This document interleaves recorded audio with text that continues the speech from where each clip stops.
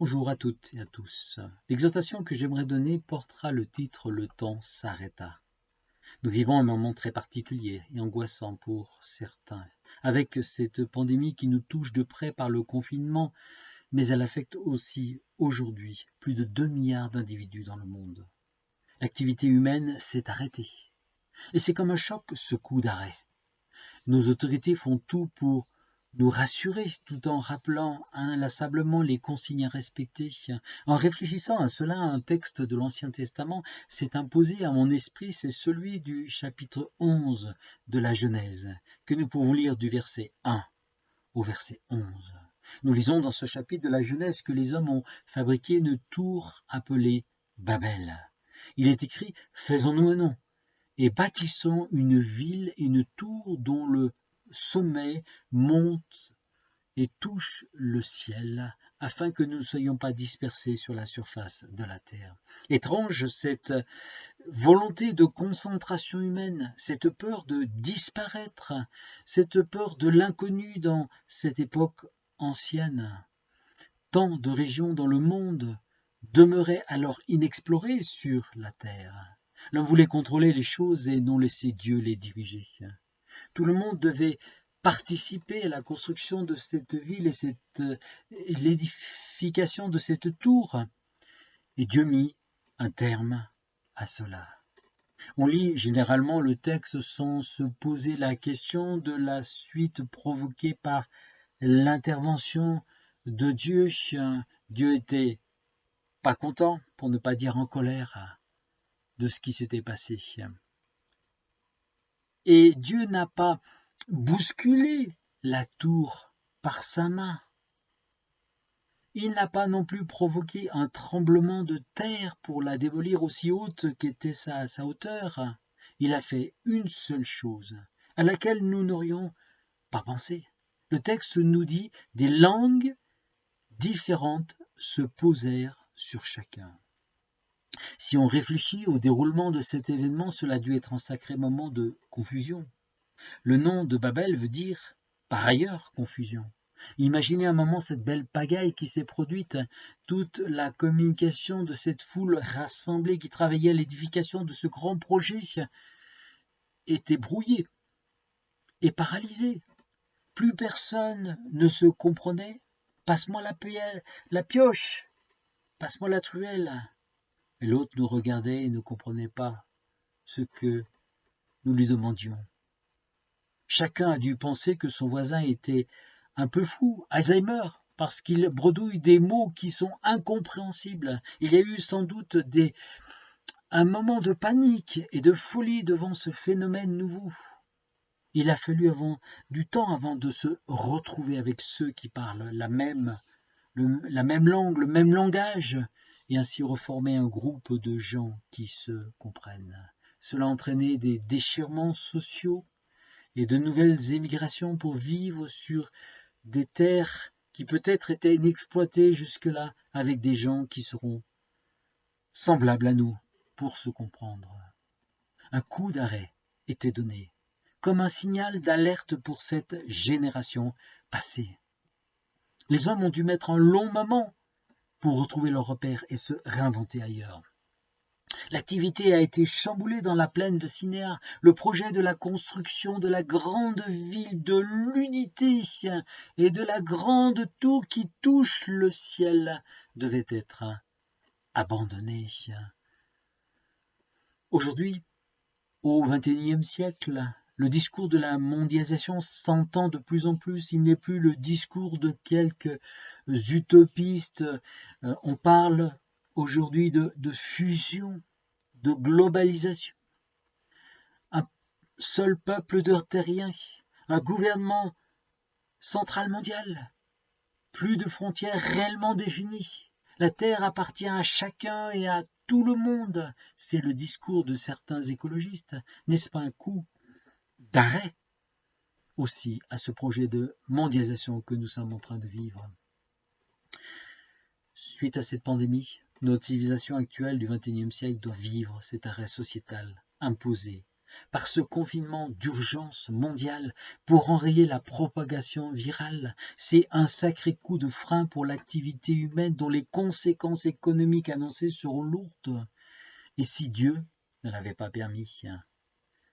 Commençant par le continent asiatique, l'Europe a dû emboîter le pape en raison de la virulence et de la rapidité de la contagion. D'autres continents, comme les USA, sont aujourd'hui affectés et ils adoptent le même positionnement de confinement comme une des meilleures armes de lutte face à cette pandémie qui nous dépasse.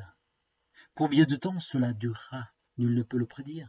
Le risque de nouvelles vagues épidémiques moins virulentes est imminent selon les spécialistes pour les mois à venir, accompagné peut-être avec les conséquences que nous connaissons et de nouveaux confinements. Quoi qu'il en soit, aujourd'hui, tout est à l'arrêt. Et pour combien de temps? Nul ne le sait. Nous avons assisté depuis plusieurs décennies à une course effrénée à l'argent, au succès, à l'enrichissement personnel, à l'insouciance, au plaisir, à l'armement de plus en plus sophistiqué dans ce monde moderne, à une culture intensive qui appauvrit les terres, une course aux étoiles et j'en passe, le monde virtuel et informatique dans lequel nous vivons aujourd'hui est un accélérateur de cela. Toute cette belle machine humaine était bien lancée, et rien ne pouvait la dévier de son cap.